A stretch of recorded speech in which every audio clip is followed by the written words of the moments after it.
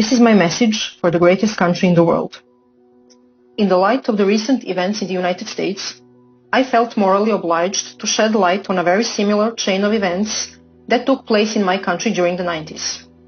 The cause of those events was the same: a constantly re-emerging ultimate evil, nihilistic, non-theistic religion/cult that caused hundreds of millions of deaths in the 20th century and countless suffering. Now, proponents of that religion want to run the experiment once again, and in that experiment, you, people of America, will be lab mice. Not so long ago, I was a lab mouse of dictators in my country. That country was Yugoslavia. Rather than giving you lessons about history of my country, I want to give you the timeline of the events which led to an extremely bloody war and dissolution of Yugoslavian Federacy. I will leave it to you to make conclusions about similarities with recent events in the United States. In the 1989, the fall of the Berlin Wall marked the victory of the free world over tyrannical monstrosity of communism across Europe. However, Yugoslav communists didn't feel like letting go of their precious powers. Since the climate in Europe was extremely anti-communist at the time, they knew they needed a new strategy, an ideology that would seduce the masses and keep the power in their hands.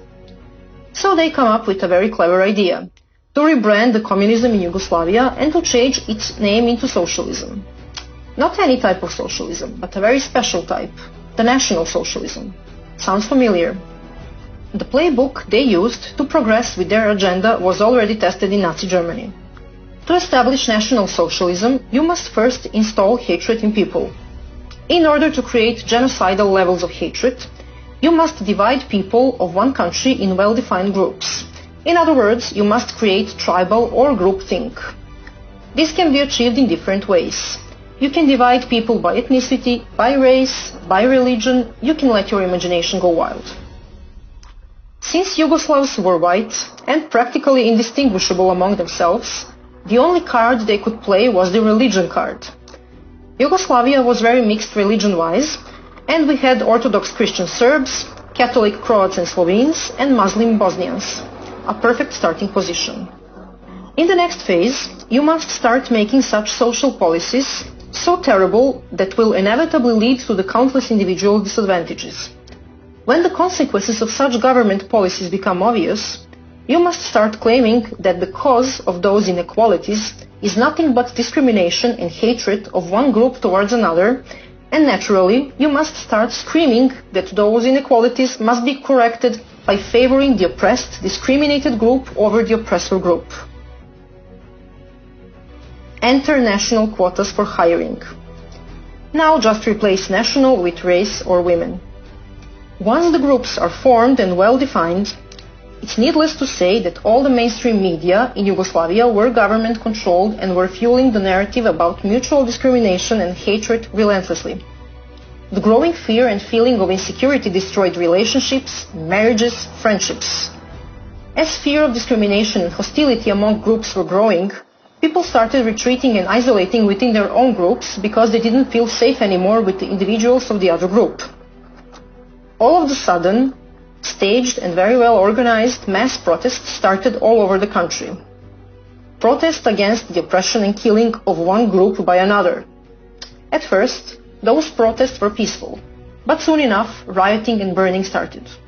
Now that you have the attention of the public, you need sparks. What is a spark? A spark is a convenient event of murdering of a random member of one group by a hateful member of another. And you usually need more than one of those. At this point, people were still not completely divided. There were still reasonable people left, those who understood we are all one nation under God, and that we will not kill each other under any circumstances. They went out protesting together, singing for peace and holding their hands. But the hunger for the absolute power of socialists was stronger than our love for each other. And shootings and attacks at protesters continued. In the next phase, the tipping point with no return was reached. People started erecting barricades at the entrance of their cities, their neighborhoods, even on highways and roads. Barricades were guarded with armed civilians. Each and every attempt of the law enforcement to remove barricades and to de-escalate the situation was in vain, since they would be ambushed and killed. peace couldn't be restored anymore, because headlines, photos and videos of dead people propagated through mass media became too explicit and horrifying. Even those hardcore idealists who believed in one nation under God, peace and love, snapped under the pressure. At that point, army was deployed to restore order, but they couldn't do much, because they were clueless about who was the perpetrator and who was the victim. Simply because there were perpetrators and victims on both sides.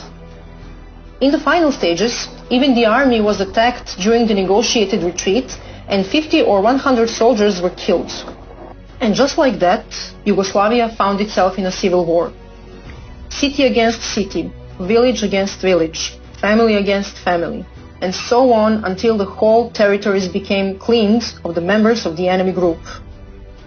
Genocide, ethnic cleansing, relocation of hundreds of thousands of people were everyday news. It lasted 4 years. 100,000 people died. Some 500,000 were displaced. Those people lost everything. Yugoslavia was drowned in the bloods of thousands of innocent people and destroyed forever. You might wonder how we let that happen. How could we let things get so much out of control? That was because we didn't realize who were the real enemies, the enemies of the Yugoslav people as a whole.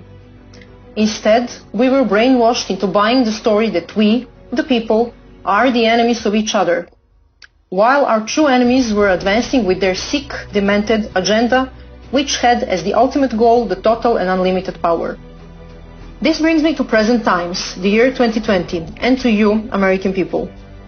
Unless you were living under the rock, you might have noticed that something very strange and vicious is happening in your country. But you're not exactly sure what it is and where it came from. Because the last time you checked, you were one nation under God, a country of free, independent individuals with equal rights under the law and core values of life, liberty and pursuit of happiness. All of a sudden, there is protesting, rioting, arson, murder, destruction of public and private property, and lots of people screaming how unbelievably racist and unjust America is.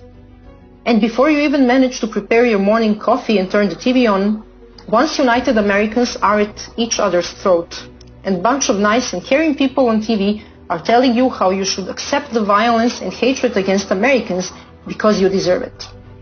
If you have paid attention to what happened in Yugoslavia, I hope you have realized by now that your true enemies are not your fellow Americans. The ones who are, they want you to hate each other and to kill each other, while they're taking away your constitutional rights, your freedoms and your country, your heritage, your way of life and the future of your children. Although it is more than obvious that there are very well organized groups used as tools to install and amplify hate and to create division between Americans, there are only metastases which have spread through once healthy America. Of course, there are violent terrorist organizations and they must be removed as well. But the main cancer that is killing America, the one where all this mayhem is coming from, is somewhere else.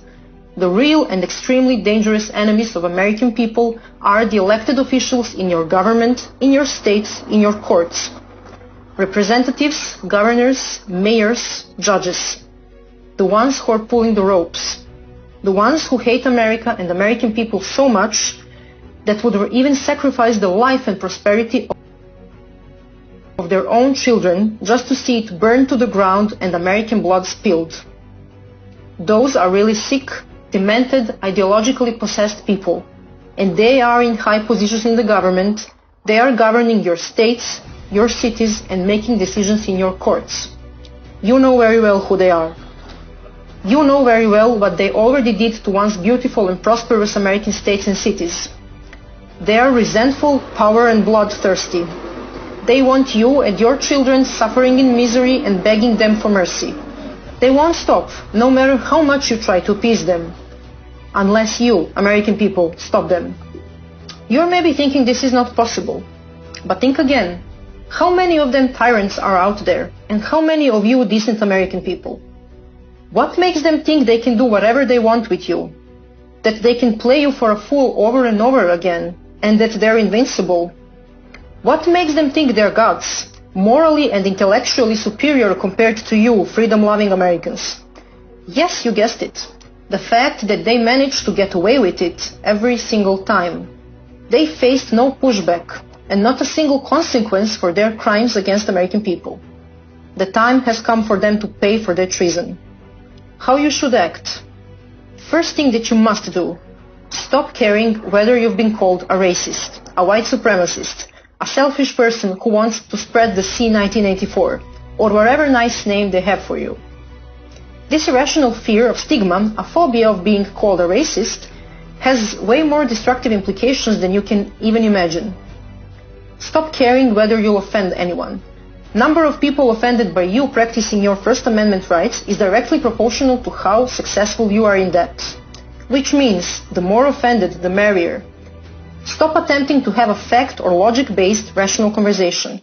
Stop explaining yourself. It's useless. You're wasting your precious time and energy. They have a playbook, and changing their minds is not part of it. Second, exercise your Second Amendment rights. This means, study carefully and in detail gun laws in your state. Next, arm yourself. If you have never used a gun before, make sure to take a basic gun training. This is very important because you must know how to use a gun properly to protect yourself, your family, and your property, so that you can avoid hurting yourself or innocent people as a consequence of improper gun use. Be a responsible gun owner. Third and most important, exercise your First Amendment rights. Of course, it is very important to vote in November, but I'm afraid it will not be enough. I have seen such a diversity of ways socialists used to steal the elections in Yugoslavia, and I'm absolutely sure your tyrants will give their best to do the same. You must act now. You must go out on the streets, peacefully assemble and protest against tyranny and infringement of your God-given rights. Millions and millions of you decent American people. You must have your voices heard. You must send a very loud and a very clear message to the elected officials in the federal government and in your states that enough is enough, and that you want them to take action now against tyranny. Remind them why you voted for them and why they are elected. Remind them of their sacred duty to protect the vision of founding fathers of the United States of America. Tell them you want your constitutional rights defended and protected. Tell them you want your history preserved. Tell them you want to be able to freely exercise your rights to free speech, to be able to freely and openly show the love for your country, to be able to proudly put American flag in front of your house, and to openly show your pride of your heritage, your culture, and your nation. Tell them you stand proudly with American law enforcement and that you got their back in the same way you want them to have yours. Tell them you want to be treated as grown-up individuals who can make their own decisions. Tell them that there is no place for socialism in America. Tell them you want the traitors of American people out of their offices and out of government. Tell them you want them charged and prosecuted for treason and crimes against humanity.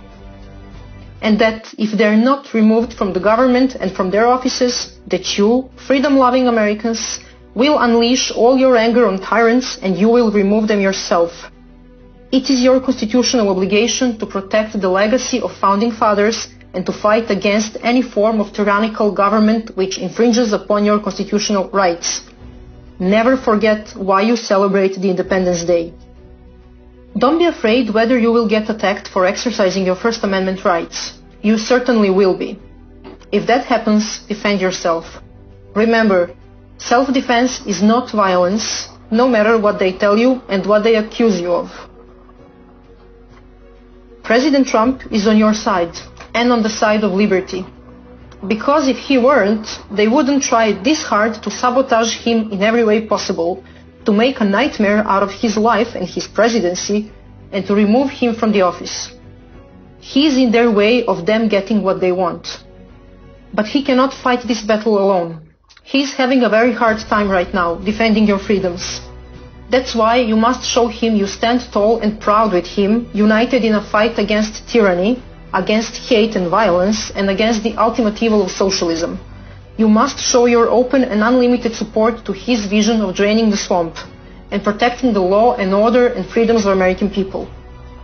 You must understand that, besides being a gatekeeper of free America, President Trump is also a gatekeeper of the free world.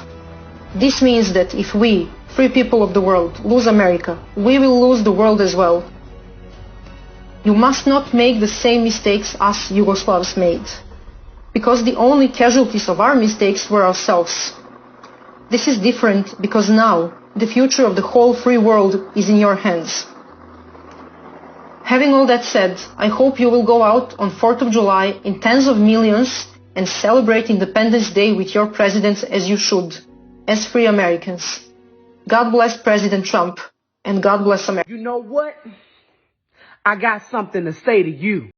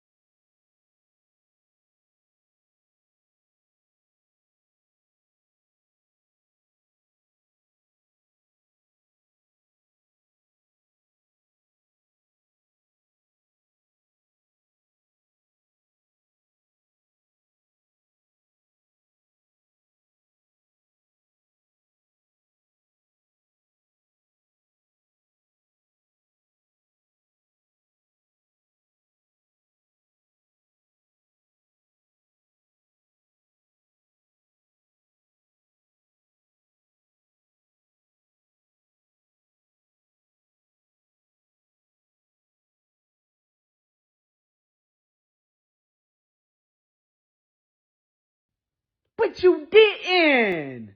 You failed, Barack. As the first black president, you could have went down as the first black and the greatest president ever. You could have went down as that in history, but you're not. You're going to go down as the worst president in the history of the United States of America.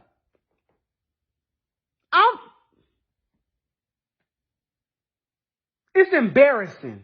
It's hurtful. It's heartbreaking that we had you as the first black president.